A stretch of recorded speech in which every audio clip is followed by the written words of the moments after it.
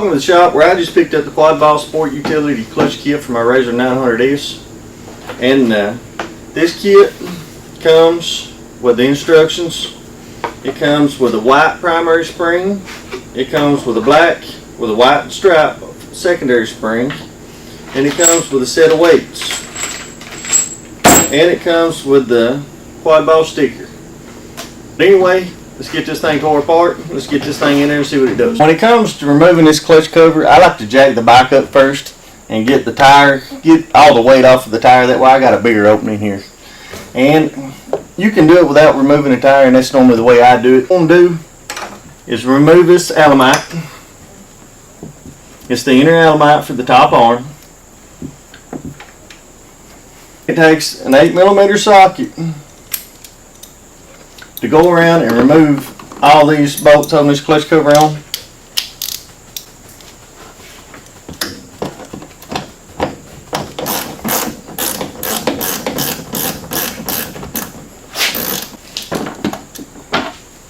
Then with all 8 screws removed, the clutch cover should be loose, and you just wiggle this thing around a little till it slides out. Next, I want to take a 21mm socket, take the primary loose.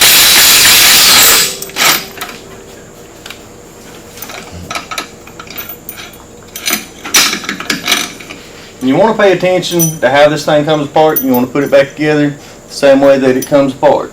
To get this primary off, it takes a special puller. I've got the EPI puller. You thread it in till it seats by hand, and then take a wrench or something, break it loose.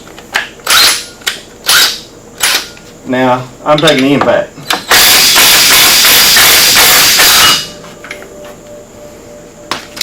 And when it comes loose, it'll come off all of a sudden.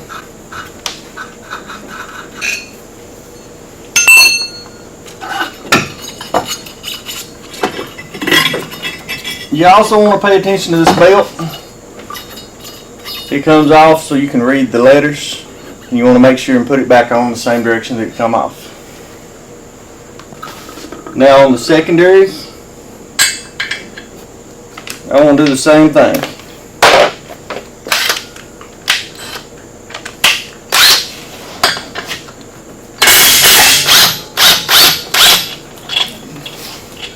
And again, you want to pay attention to how it comes off, because it goes back on the same way.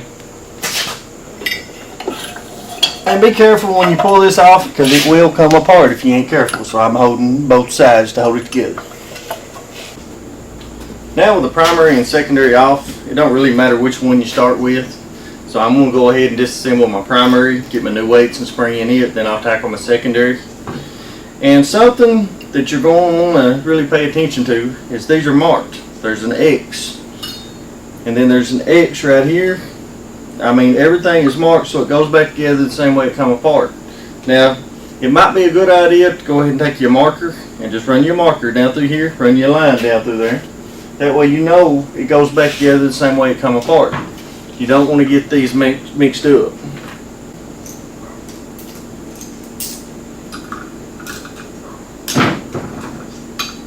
Now these bolts right here are not very tight,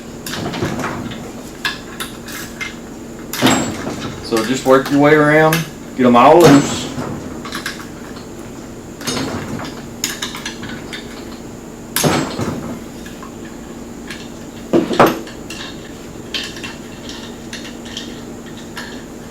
Notice how I'm holding this clutch together with my hand. These bolts are under pressure, there's a spring under them. And if I don't hold it,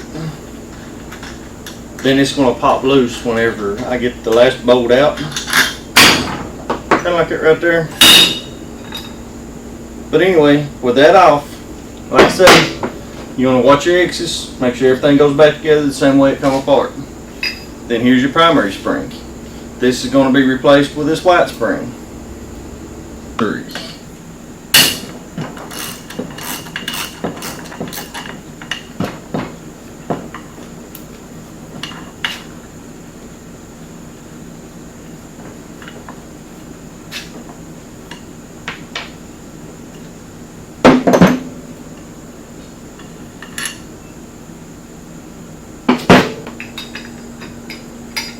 install it on the clutch. We can line our marks back up, make sure all your X's line up.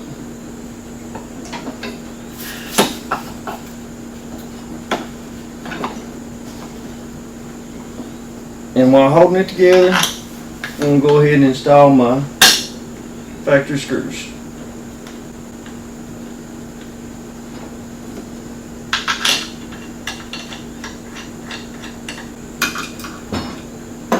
Now with all those tight, new spring and new weights installed, all I got to do is take a little brake cleaner, clean this thing up, and it's ready to be reinstalled. So I want to set that to the side. Next, on your secondary here, you want to make sure your X's match before you take it apart. There's an X on this side, there's an X on this side. You want to make sure both of those line up. And when you put it back together, you want to make sure to do the same thing, because this thing does come apart. It does that so you can clean it out, you can inspect it. If you got something wrong, whatever. For the secondary, we got to pull this spring out. I've got this little puller from EPI. Take the secondary.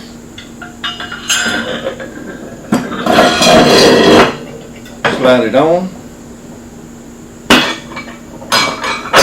Slide the puller on.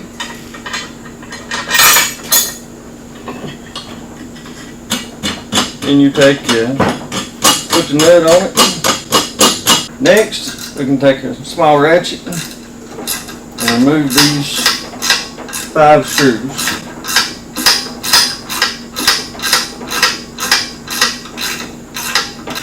Next, we can take our 3/4 inch wrench and we can loosen this nut.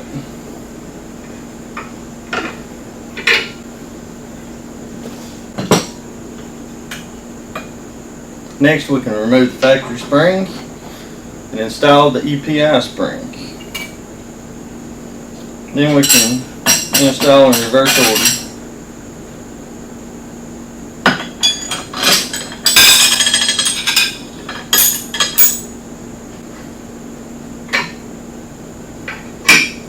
I'm not going to run a plate up all the way. I want to leave it a little bit loose. That way I've got a little wiggle room. I can kind of move it around to get my screw started.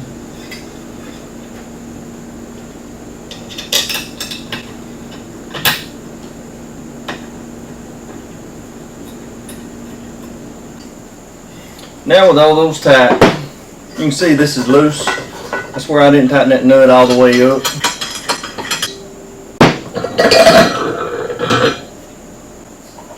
And now with that spring installed, all I got to do now is clean everything up, put everything back together.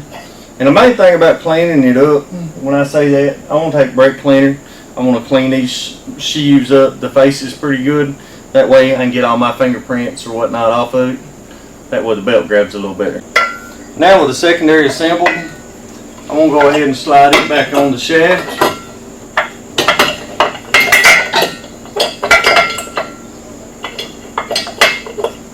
And there's a washer inside there, so you may have to help guide it on.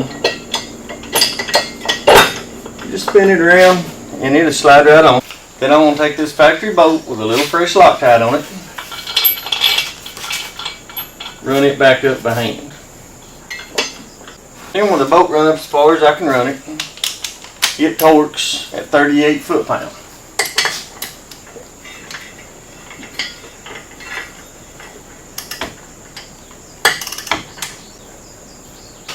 The belt in the same fashion or direction that it come off.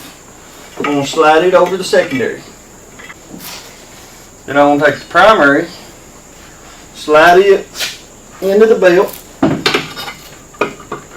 and slide it onto the shaft. Then I can take my factory primary bolt, slide it back into the primary. Now you don't want to let this primary spin when you go tighten it down. So I'm going to run me a pry bar through here.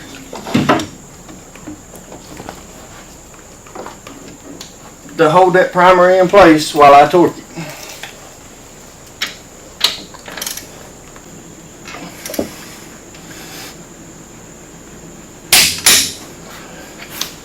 Now with both the primary and secondary torqued to spec, I'll go ahead and remove my pry bar. Being careful not to hurt anything. You insert a pry bar in here to lock it down. You want to make sure you stick it through here. You do not want to stick it through where your spider slides. Next, we're ready to reinstall our cover. And just like when it came out, you might have to fish it in just a little, but it should go right back in place. Just be careful and don't damage nothing.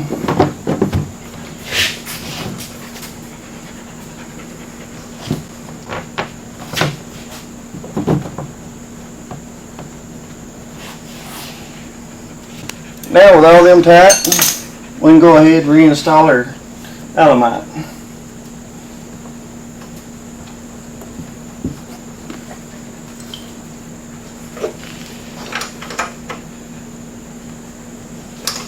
And with it tight, we can let the jack down and we're ready to ride.